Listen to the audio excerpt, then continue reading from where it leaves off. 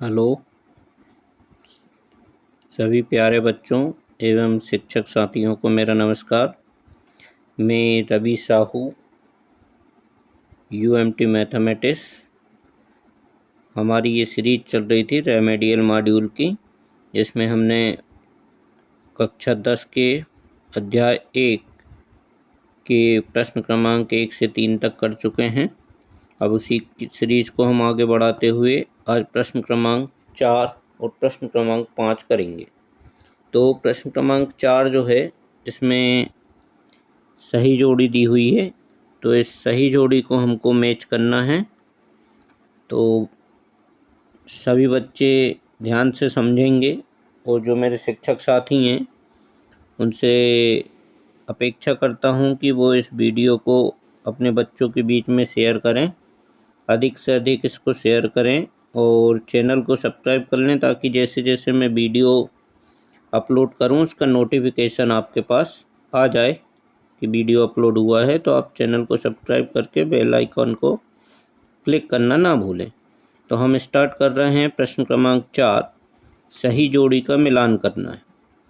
इसमें आपको 2 कॉलम दिए हैं, 2 स्तंभ, स्तंभ ए स्तंभ ब, है ना। तो स्तंभ ए को स्तंभ ब से सही मैच करना है। तो 300 पहला है 306 और 657 का एचसीएफ। तो हम 306 और 657 का एचसीएफ निकालने के लिए दोनों के हम फैक्टर कर लेते हैं।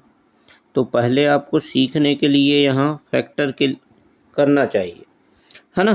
फिर उसकी भी दूसरी मेथड भी शिक्षक साथियों को हम बताते हैं कि बच्चों को और कैसे कराना है यदि उनको नहीं आते हैं तो सबसे पहले हम फैक्टर करते हैं। 306 2 से डिवाइड हो जाएगा, तो 2 एकम 2, 1 बचेगा, 2 पंजे 10 और 2 3 6। ठीक है। फिर यहाँ 3 से भाग दे सकते हो आप, 3 पंजे 15 और 3 एकम 3। फिर 3 से चला जाएगा 17 टाइम्स, 17 प्राइम नंबर है, इसमें 17 से ही जाएगा एक बार। ऐसा ही 657 में भाग दें हम, तो यहाँ 2 से भाग नहीं जाएगा। फिर हम उनको बताएंगे 6 5 11, 11 7 18 में 3 से चला जाता है, इसलिए यहाँ भी 3 से हम भाग देंगे। ठीक है। 3 दूनी 6, फिर 5, 3 एकम 3, 2 बचेगा, 3 9 27। ऐसा ही फिर 3 से चला जाएगा, 3 7 21 और यहाँ पर 3 3 9। ठीक है। तो यहाँ पर हम देख रहे हैं कि दोनों के जो फैक्टर हैं उनमें 2 बार 3 आया है। तो बच्चों को बताएंगे कि इसका एचसीएफ जो है 3 × 3 होगा, 3 × 3 यानी 9 इसका एचसीएफ होगा। तो पहले का मैच हम यहाँ 9 से करेंगे, फर्स्ट हो गया 9। ठीक है। चलिए आगे देखते हैं। सेकंड में है √2 कैसी संख्या है। तो √2 आपको पता है, जिसमें संख्याओं में रूट लगा रहता है वे सभी संख्याएं अपरिमेय होती हैं। तो √2 एक अपरिमेय संख्या है। 9 और 27 का एलसीएम, तो देखिए एलसीएम में बताया था, बड़ी संख्या का टेबल यदि याद हो तो हम उससे बता सकते हैं। 27 एकम 27, 9 3 27, तो यहाँ पर 27 इसका एलसीएम होगा। फिर 2 सह अभाज्य संख्याओं का एचसीएफ। देखिए सह अभाज्य मतलब को प्राइम नंबर। उसका मतलब ये होता है कि ऐसे 2 नंबर्स जिसमें कि कोई भी कॉमन फैक्टर ना हो, यानी कोई भी उभयनिष्ठ गुणनखंड नहीं होने चाहिए। जैसे हम लिखते हैं कि ये 11 लिखा और 7 लिखा, तो 11 का गुणनखंड करें तो 11 × 1, 7 का गुणन करेंगे 7 × 1। तो दोनों में केवल और केवल 1, यानी कोई भी कॉमन गुणनखंड नहीं आता है 1 के अलावा। तो 2 सह अभाज्य संख्याएं कौन सी भी हो, उनका एचसीएफ हमेशा क्या होगा, 1 होगा। ठीक है। तो हमारा कौन सा ये जो है फोर्थ वाला, इसका ये फोर्थ हो गया। ठीक है। थर्ड का 27 हो गया, ये फोर्थ का 1 हो गया। अब 5वां आखिरी पॉइंट है कि सबसे छोटी धनात्मक भाज्य संख्या, तो ये 4 होती है, सबसे छोटी धनात्मक भाज्य, है ना। तो देखिए बंतु नंबर जो होता है ना भाज्य होता है ना अभाज्य होता है।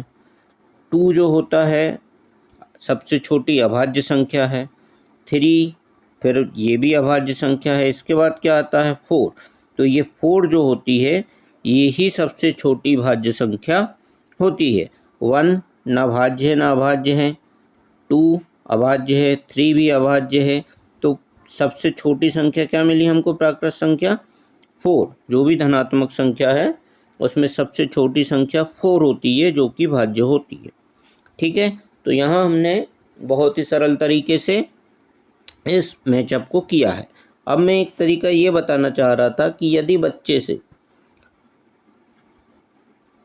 मान लो 306 और इसका HCF निकालना नहीं आ रहा, ठीक है, तो हमें बच्चों को क्या करना चाहिए? यदि इस प्रकार से प्रश्न आते हैं तो पहले जो पॉइंट हमको मिल रहे हैं सरल, उनको मिला लेना चाहिए। जैसे पहला बच्चे से नहीं बन रहा है मान लिया, दूसरा पढ़ेगा √2 कैसी संख्या, तो वो मिला देगा कि √2 अपरिमेय संख्या है। फिर वो पढ़ेगा 9 27 का एलसीएम, तो मिलती जुलती 27 उसको बड़ी संख्या दिख गई तो वो इसको भी मिला सकता है। उसको ये याद हो जाएगा कि अब सह अभाज्य संख्या का HCF हमेशा 1 होता है। सबसे छोटी धनात्मक संख्या 4। तो इस प्रकार से मिला लेने पर उसको सबसे लास्ट में जो बचता है उसको इससे मिला देना है कि इन दोनों संख्याओं 306 और 657 का जो HCF होगा वो 9 होगा। इस प्रकार से हम उसको कर सकते हैं। अगले प्रश्न की ओर बढ़ते हैं। तो प्रश्न क्रमांक 5 ये एक शब्द या एक वाक्य का है, इसको हम देखते हैं। तो इसमें सबसे पहला ही प्रश्न है कि 94 और 404, 94 और 404 का हमको HCF फाइंड करना है। तो यहाँ पर हम निकाल लेंगे इसको। 94 94, इसके हमको फैक्टर निकालें। सबसे पहले 2 का भाग देंगे, 2 चौको 8, 1 बचा, 2 सत्ते 14। यहाँ पर 47 जो है प्राइम नंबर मिल गया आपको यहीं पर, तो 47 में 47 का ही जाएगा भाग। ऐसा ही फिर 404 को देखो, 404 को 2 से भाग दे सकते हैं, 2 दूनी 4, शून्य का शून्य, 2 दूनी 4। फिर इसको 2 से दे सकते हो, 2 एकम 2, 0 1। फिर ये 101 प्राइम नंबर अभाज्य संख्या। तो आप देख रहे हैं इन दोनों के फैक्टर में केवल और केवल 2 उभयनिष्ठ दिख रहा है, यानी 94 और 404 के HCF क्या होगा? Answer is 2। ओके, तो इस प्रकार आप बहुत ही सरल तरीके से इसको हल कर सकते हैं। चलिए अगले क्वेश्चन की ओर। यहाँ पर है 156 के अभाज्य गुणनखंड निकालना है। तो बड़ा ही सरल है, 156 के अभाज्य गुणनखंड। यूनिट प्लेस इकाई स्थान पर 6 है, यानी 2 से भाग चला जाएगा। 2 सत्ते 14, 1 बचा, 16 हो जाएगा, 2 अट्ठे 16। फिर 2 से भाग लगा दो, 2 तिरी 6, 2 नम 18। अब 2 से नहीं जाएगा, 9 और 3 12 होते हैं, तो 3 से चला जाएगा, है ना। तो 3 से देंगे तो 13 तिरी 39। फिर 13 अभाज्य संख्या है तो उसमें 13 से ही जाएगा, तो 13 एकम 13। तो बेटा इसके अभाज्य गुणनखंड क्या हो गए? 2 2 बार आया, तो 2 की घात 2 गुणित 3 गुणित 13। ठीक है, तो ये इस प्रकार से इसके अभाज्य गुणनखंड हम आसानी से निकाल सकते हैं। चलिए अगला प्रश्न है, 2 प्राकृत संख्याओं के HCF और LCM में क्या संबंध होता है? तो ये हमने कल ही इसका क्वेश्चन किया था, तब मैंने बताया था आपको कि 2 प्राकृत संख्याएं हैं, सपोज n1 और n2 2 प्राकृत संख्याएं हैं, तो उनका जो गुणनफल होता है यानी n1 गुणित n2 ये किसके बराबर होता है? उन दोनों संख्याओं के LCM गुणित HCF के बराबर होता है। ये इसमें संबंध है। ठीक है, चलिए अगला चौथा क्वेश्चन है, 6 12 और 30 का LCM क्या होगा? तो 6 12 30, इसका LCM आप ऐसा निकाल सकते हो, 6 12 30 को सबसे पहले भाग दिया 2 से, 2 तिरी 6, 2 छंग 12 और ये 15 बार। फिर 3 से दे दो, 3 एकम 3, 3 दूनी 6, 3 पंजे 15, है ना। किसी से भी आप ऐसा दे सकते हैं जब तक बन बन बन ना आ जाए। ठीक है, बन बन बन। तो हमारा जो 6, 12 और 30 का हम यदि एलसीएम देखें तो एलसीएम हो रहा हमारे पास 2 गुणित 3 गुणित 2, 2 बार 2 आया है ना, और 5, 2 3 6, 6 दूनी 12 और 12 पंजे 60, कितना आया 60, 6, 12, 30, इसका एलसीएम आया 60। देखिए ये तो हमारी मेथड होगी ट्रेडिशनल, जैसे कि हम निकालते हैं, पर मैंने आपको एक चीज़ और सिखाई थी कि यदि आपको एलसीएम निकालना है, सरल तरीका क्या है उसका, आपको पहाड़ याद होना चाहिए, है ना। तो पहाड़ से यदि हमें पता होता तो हम 6, 12, 30 में सबसे बड़ी संख्या है 30, है ना, पहले 30 को ही देखते। 30 में तीनों संख्याओं का भाग जा रहा है क्या, तो 30 में 30 का चला जाएगा, 6 का चला जाएगा, लेकिन 12 का नहीं जाएगा। 30 का डबल कर दो, 30 दूनी 60। अब इस पर चेक करो, 60 में 6 का भी चला जाएगा, 12 पंजे 60 होते हैं, इसका भी चला जाएगा, और 30 दूनी 60, तो ऐसा भी आंसर हमारा 60 आ जाता। ठीक है, चलिए ठीक है, कोई दिक्कत नहीं। अगला क्वेश्चन है, क्या √5 एक अपरिमेय संख्या है? अपरिमेय है, बिल्कुल है, सही है, यहाँ लिख देंगे हाँ, √5 एक अपरिमेय संख्या है। चलिए, संख्याओं 8, 9 और 15 का एचसीएफ कितना होगा? तो देखिए संख्या क्या है, 8 है, 9 है ना, 8, 9, 15। सबसे पहले आप ये देखें, 8 के गुणनखंड हमको पता ही है कि इसमें 2 गुणित 2 गुणित 2 3 बार आता है। 9 में 3 गुणित 3 यानी 2 बार आता है। 15 3 पंजे 15 होता है। अब आप देख रहे हो इन तीनों संख्याओं में कोई एक भी संख्या कॉमन नहीं है, यानी इनमें सब में इंटू 1 करें यदि हम, तो केवल 1 ही एक संख्या होती है जो कि इन तीनों में कॉमन होती है, यानी इसमें 8, 9 और 25, सॉरी 25 है तो 15 की जगह 5 × 5 हो जाएगा, 3 पंजे 15, यानी कोई भी संख्या इसमें कॉमन नहीं होती है तीनों में। तो तीनों में कॉमन केवल 1 होता है, तो इसका एचसीएफ 1 होगा, है ना। चलिए अगला है 5005, ठीक है, 5005, 5005 के हमें अभाज्य गुणनखंड निकालना, ठीक है।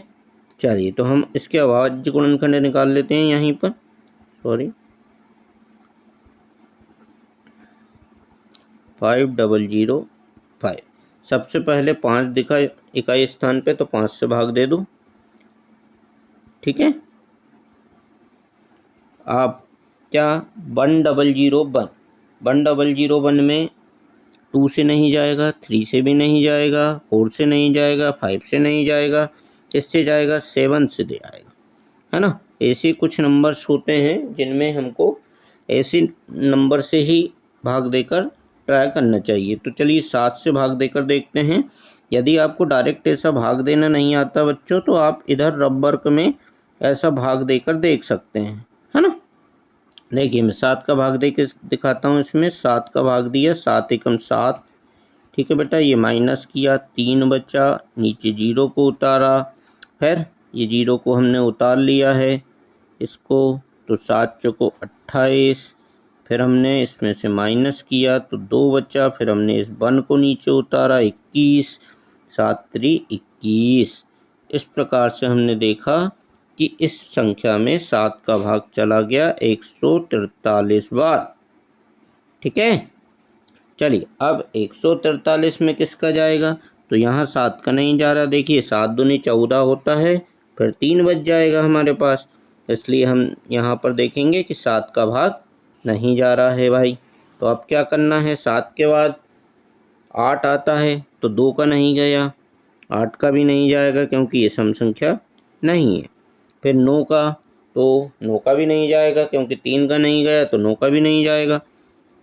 फिर 10 का तो जाना ही नहीं है, इकाई के स्थान पे 0 होना चाहिए।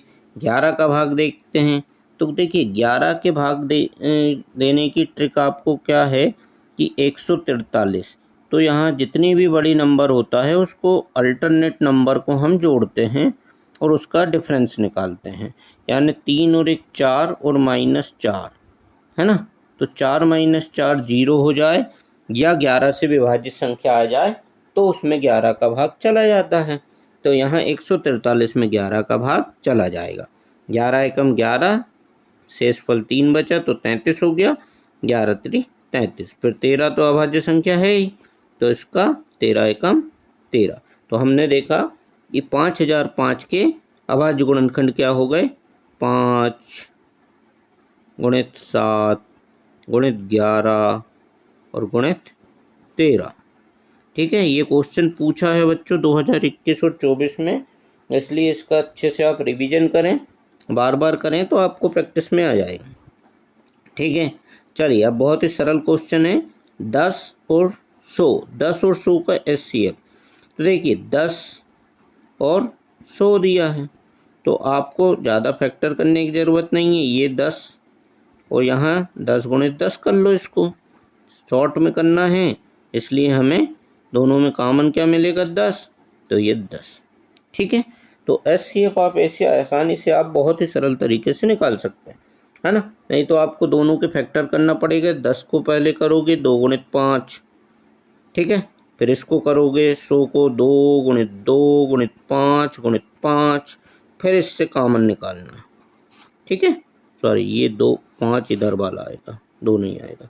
फिर ऐसा हम लिखेंगे 2 गुणित 5 बराबर 10।